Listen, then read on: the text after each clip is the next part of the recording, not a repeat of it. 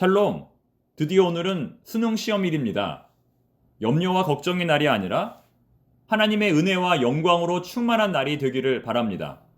시험장에 나서는 모든 자녀들 가운데 하나님께서 담대함과 지혜 주시기를 간절히 소망합니다. 정해진 시간에 정해진 장소에 안전하게 도착할 수 있기를 바랍니다. 점심 식사 후에 소화가 잘 되기를 바라며 실수하지 않고 준비한 대로 한 문제 한 문제 침착하게 풀어 나갈 수 있기를 바랍니다. 어려운 문제를 만났을 때에도 당황하지 말고 하나님께 기도하는 가운데 하나님의 도움을 경험할 수 있기를 바랍니다. 이번 시험이 살아계신 하나님을 체험하는 간증의 시간이 되기를 바랍니다. 오늘은 기도를 먼저 하고 말씀을 나누겠습니다. 하나님 아버지, 오늘은 특별히 우리의 자녀들이 수능 시험을 치릅니다. 얼마나 떨리고 얼마나 두려울까요? 우리 하나님께서 친히 동행하여 주시옵소서. 1교시부터 마지막 끝날 때까지 피곤하지 않게 하시고 그동안 공부한 모든 것들이 생각나게 하여 주시옵소서. 어떠한 일이 생겨도 당황하지 않게 하시고 악한 자가 해하지 않게 하시고 오히려 위태로울 때에 돕는 자를 만나게 하옵소서. 억울한 일 생기지 않게 하시고 어떠한 결과든지 잘 받아들일 수 있게 하옵소서. 시험이 끝났다고 일탈하지 않게 하시고 지금까지 인도하신 하나님께 먼저 감사할 수 있도록 믿음을 더하여 주시옵소서. 전공 선택을 신중히 하게 하시고 한번 선택한 것은 끝까지 도전하게 하소서. 지금까지 기도하며 뒷받침한 부모님에게 감사하게 하시고 부모의 기쁨이 되는 자녀가 되게 하소서. 예수님의 이름으로 기도드립니다. 아멘. 다시 한번 오늘 시험을 치르는 모든 수험생들을 주님의 이름으로 축복하며 격려합니다. 한 해 동안 수고하신 모든 분들에게 하나님께서 힘주시기를 바랍니다. 세상에서 가장 나쁜 사람은 어떤 사람일까요? 은혜를 원수로 갚는 사람, 악으로 선을 갚는 사람일 것입니다. 본문 13절은 이렇게 말씀합니다. 누구든지 악으로 선을 갚으면 악이 그 집에서 떠나지 아니하리라. 공동번역으로 보면 배은망덕하면 집안에서 우환이 떠나지 않는다. 성경에서 선을 악으로 갚은 미련한 사람이 딱 한 사람 등장합니다. 그의 이름은 바로 나발입니다. 사무엘상 25장을 보면 나발과 그의 아내 아비가일의 이야기가 나오는데요. 나발이 양털 깎는 축제의 날에 약간의 먹을 것과 마실 것을 다윗이 요청하게 됩니다. 하지만 미련한 나발은 그동안 다윗이 베풀었던 은혜를 망각하고 그에게 조금의 양식도 나눠주지 않습니다. 다윗은 누구며 이새의 아들은 누구냐? 요즘에 각기 주인에게서 억지로 떠나는 종이 많도다.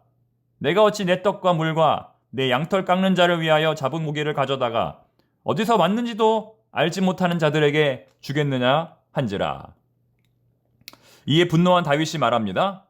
내가 이자의 소유물을 광야에서 지켜 그 모든 것을 하나도 손실이 없게 한 것이 진실로 허사라. 그가 악으로 나의 선을 갚는도다. 이렇게 말하며 다윗은 400명의 군사들과 함께 칼을 차고 나발을 죽이러 떠납니다. 하지만 다행히도 이때에 지혜로운 하인들과 나발의 아내 아비가일이 기치를 발휘하여 다윗의 분노를 가라앉히고 그에게 먹을 것과 마실 것을 공급합니다. 결국 이 일로 말미암아 다윗도 명성을 잃지 않고 아비가일과 그녀의 하인들도 목숨을 건집니다. 오직 한 사람, 미련한 생각과 미련한 행동으로 선을 악으로 갚았던 나발은 하나님의 심판을 받아 죽습니다. 아침에 나발이 포도주에서 깬 후에 그의 아내가 그에게 이 일을 말하매 그가 낙담하여 몸이 돌과 같이 되었더니 한 열흘 후에 여호와께서 나발을 치심에 그가 죽으니라. 즉 나발이 죽은 이유는 다윗 때문이 아니라 하나님의 심판 때문이었다는 것입니다. 이처럼 우리는 억울한 일을 당했을 때에 끝까지 하나님을 신뢰하며 인내해야 할 것입니다. 그리고 누군가가 베푼 선은 반드시 은혜로 보답해야 할 것입니다. 자, 이번에 살펴볼 구절은 본문 17절 말씀입니다. 잠언 17장 17절 말씀 이렇게 외우면 좋은데요. 어떤 내용일까요? 친구는 사랑이 끊어지지 아니하고 형제는 위급한 때를 위하여 낳느니라. 이 말씀을 공동번역 성경으로 읽어보면 보다 더 느낌이 강하게 옵니다. 사랑이 한결같은 것이 친구다. 어려울 때 도우려고 태어난 것이 동기다. 즉, 이 구절은 친구의 소중함, 동기의 소중함에 대해서 말해주고 있습니다. 군대 동기, 입학 동기, 교회 등록 동기 등 특별한 관계가 있는 것이죠. 질문을 하나 해보면 여러분에게는 얼마나 많은 친구가 있습니까? 여러분에게는 얼마나 많은 친구가 있습니까? 친구가 아주 많으신 분들도 있을 것이고 친구가 많지 않은 분들도 있을 것입니다. 특히 자녀를 키우는 부모님의 입장에서 볼 때 우리의 자녀들이 친구를 잘 사귀지 못하면 그것만큼 걱정이 되는 것이 없습니다. 또 세월이 흘러가면서 우리의 친구들이 점점 이 세상에서 저 세상으로 이사를 가게 될 것입니다.